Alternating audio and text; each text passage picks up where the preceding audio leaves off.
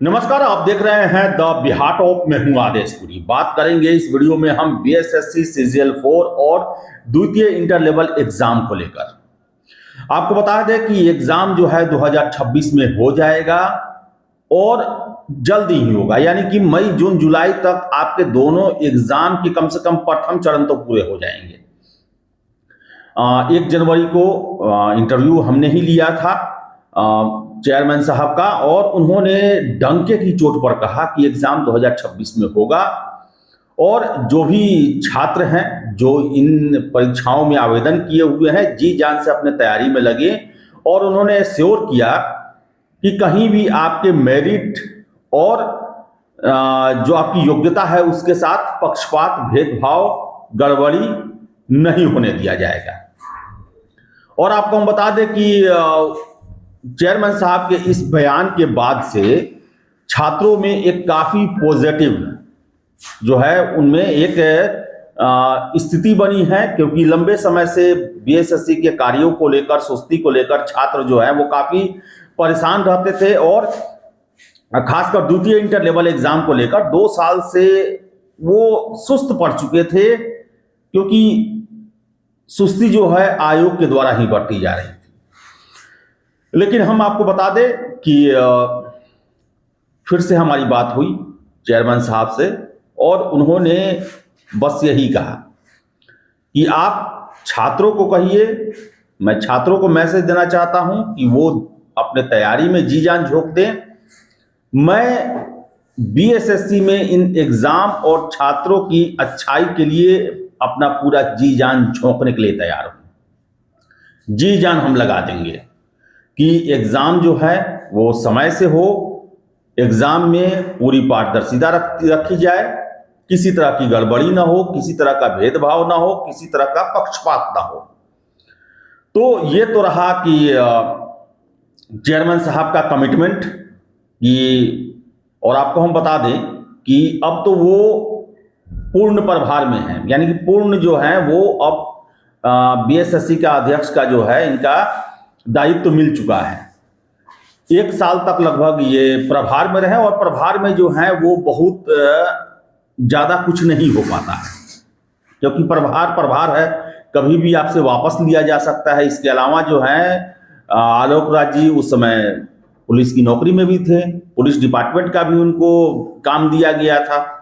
लेकिन अब सरकार ने 1 तारीख को ही घोषणा कर दिया कि अब ये 5 साल के लिए, अगले 5 साल के लिए बीएसएससी के पूर्णकालिक जो हैं ये अध्यक्ष रहेंगे। यानी कि अब जो है ये महत्वपूर्ण फैसले अब आसानी से ले सकते हैं। प्रभार में होता है कि कभी भी सरकार आपसे प्रभार ले सकती है, लेकिन अब श्योर हो गया कि 5 साल ये रहेंगे। और सबसे बड़ी बात कि ये कैमरे के सामने आए और इन्होंने छात्रों के सामने वादा किया कि अब आपके समय से एग्जाम होंगे और किसी भी तरह का गड़बड़ी की गुंजाइश हम नहीं छोड़ेंगे। तो छात्रों को तो यहां पर एश्योर होना चाहिए कि चलो आपका परीक्षा होगा, और हम आशा करेंगे कि बीएसएससी भी बीपीएससी और अन्य आयोग की तरह काम करेगा।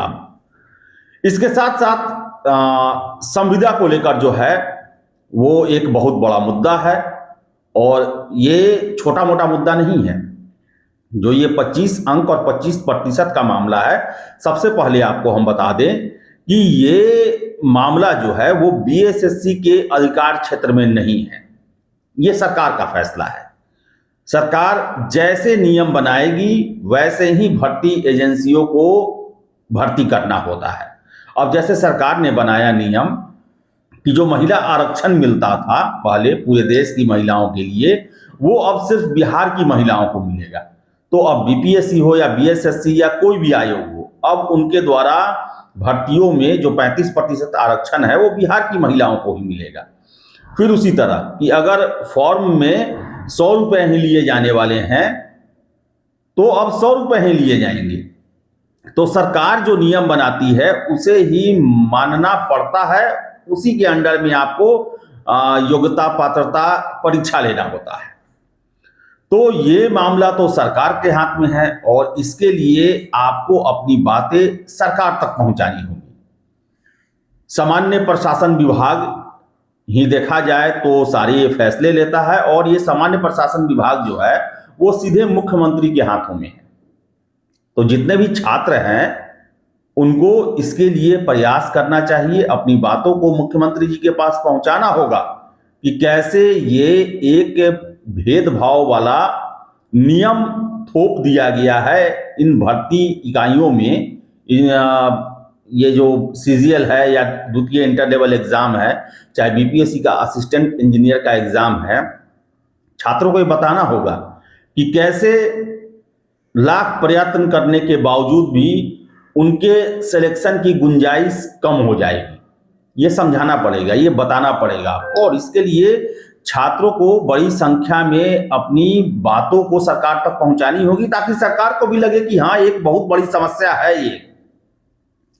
नहीं तो आपको हम बताएं कि बिहार में बहुत लंबे चौड़े स्तर पर संविदा कर्मियों की तैनाती की गई, और इन लोगों को एग्जाम में बैठने के लिए बहुत सारी सुविधाएं दी जा रही है। एज रिलैक्सेशन भी दिया जा रहा है। सीट में सबसे बड़ी बात, सीट में आरक्षित नहीं किया गया है इन लोगों के लिए, पूरा ओपन रखा गया है। अब मान लें कि अब 2400 के आसपास सीट होने वाली है, और इसमें एग्जाम्पल में मान लें 50,000 जो है संविदा कर्मी भरते हैं, तो एक आप समझ सकते हैं अगर 600 का एग्जाम हो रहा है तो 133 नंबर बीपीएससी के असिस्टेंट इंजीनियर में इन्हें पहले से ही सरकार के द्वारा गिफ्ट किया गया है। तो आप समझ लें कि आप कितना भी अच्छा परफॉर्मेंस करेंगे और वो एवरेज परफॉर्मेंस भी करेंगे तो उनका परफॉर्मेंस आपसे अच्छा हो जाएगा अंत में। तो इसके लिए आपको सरकार लेवल पर प्रयास करना पड़ेगा, सरकार तक अपनी बातों को पहुंचाना पड़ेगा, नहीं तो बाद में जो है वो परेशानी आप ही लोग को झेलना पड़ेगा। तो बता दें आपको हम कि द्वितीय इंटर लेवल सीजीएल 4, द्वितीय इंटर लेवल एग्जाम आपको बता दें उससे पहले सीजीएल 4 लेने की बातें चल रही हैं। हालांकि अभी तक कुछ फिक्स नहीं हुआ है, लेकिन बहुत जल्द, और हम मुझे आशा है कि जनवरी में आयोग के द्वारा कुछ ना कुछ इसको लेकर नोटिस जरूर जारी किया जाएगा कि आपका एग्जाम कब तक होने वाला है। हो सकता है परीक्षा कैलेंडर भी जारी कर दिया जाए। तो जितने भी छात्र हैं आपको हम बता दें कि एग्जाम के लिए आप तैयार रहें, और अच्छी खासी सीटें भी हैं, खासकर द्वितीय इंटर लेवल में 24,000 से अधिक सीटें हैं। इतना बहाली जो है वो तो सेंट्रल लेवल पर जल्दी नहीं आता है, और बिहार सरकार दे रही है।